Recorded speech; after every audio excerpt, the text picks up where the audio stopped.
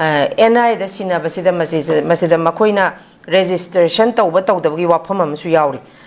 masidi masigi matang se khogi NI da sinare harga akupa sidi khangdabanina miyamna su sigi matang se akupa se kamain tawdana NI da sinaraga su hajipo justice phangdrino haibatugi achauba khogi hidden agenda amadi ngasi masida thamlaiba khogi headline sida su Zakiran yam marik chumna yawri sigi matang da Zakiran ge oiba motse kari kamain thambini yam chumbu wafam ne ngasi koina prajamiyang mit mai oina ba ngasai hoelam paul yaw hai poche ngasai ju thena jare aduga masi koina high court laiba civil case number 631 of 2024 gi case amakhakni case na kaino da 12 February 2023 da koi innocent I am ne singna ba singna ta singna kaupi DPS ka yam na kilometer ohum tang lapa jaga am ta hai tare ko kulam ga ta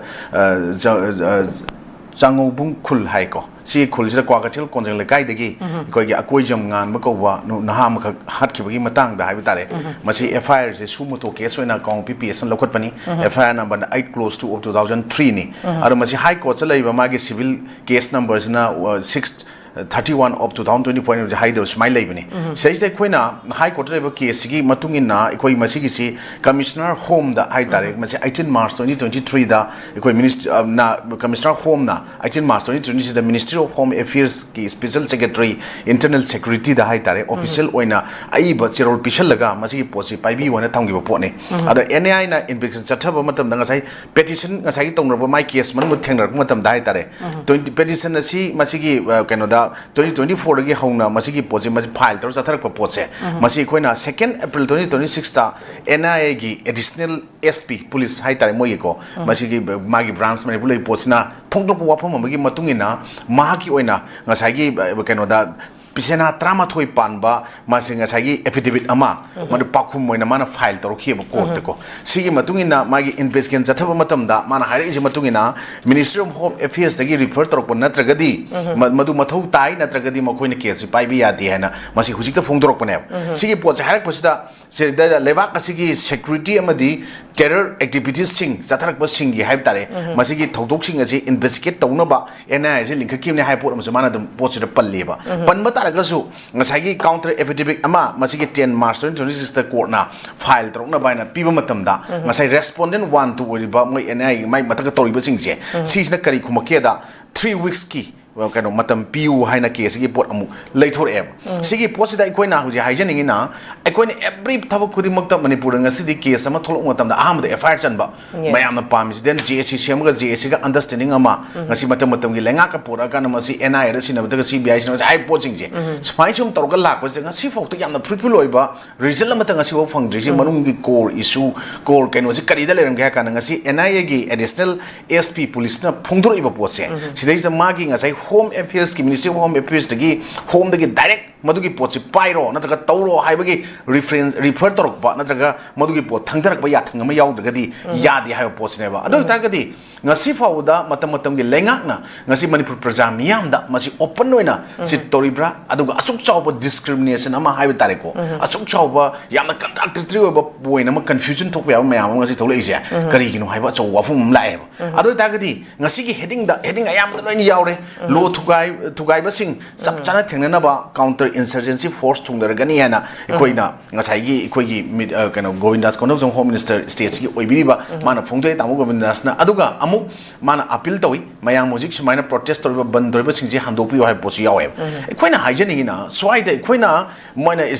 yamna thengnaba haiba counter insurgency gi forcing thunglagani haibasi masina takodi koi Manipur la state ki forces sing adu laiba mayamchi haitrabra haiba question amakak lai sigi mamangda ekoina artist 2000 dagi hauraga 2000 gi loidri phawgi pot ado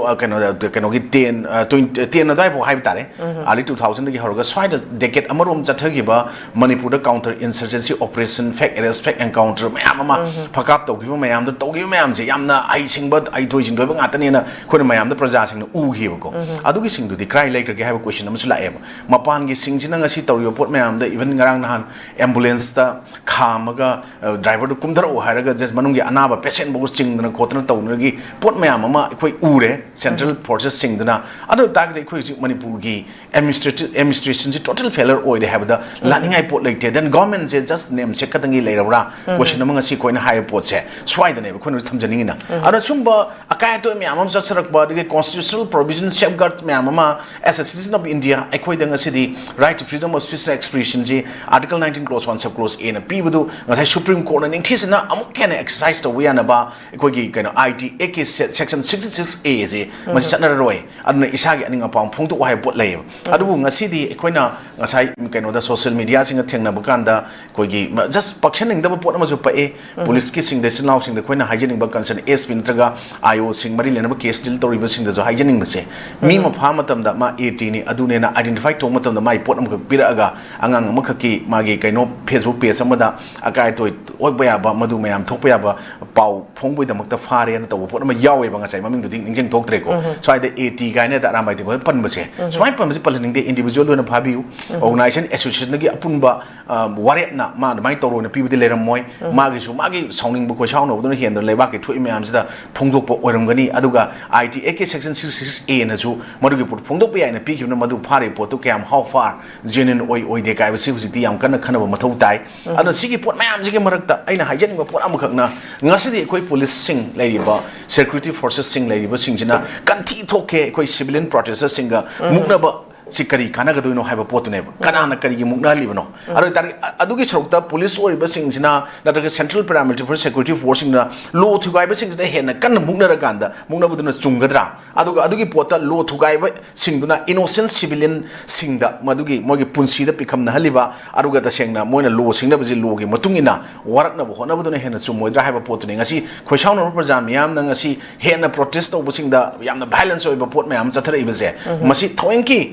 crime kaino singchi escalate to no bo hona bo dum yorom ya haning malai te mi chak kusu kena matungina waklun khenai ko se SP Imphal West ki sibkan da ngrang sengdoki ba pot am koi uzai madu yam chumbo wafum oram gani petrol bomb kerosene bomb arigi even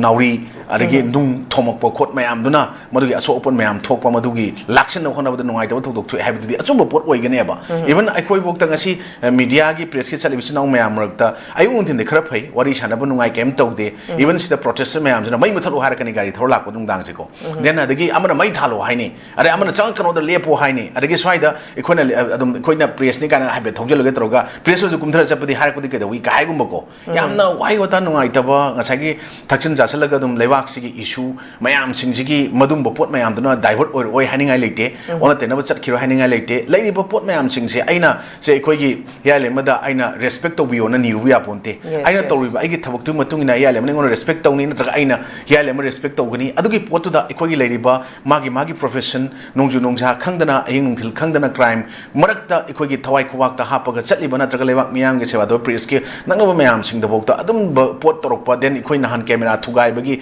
furak bagi cherak bagi mayam ama tawbu se ekhoi ngasi protest tawla ingai da ekhoi civilian protesters sing ge marakta gi jus maina wakhal ji kitang tenba khandaba mandaba pot yawi amarom da yamna keno tawba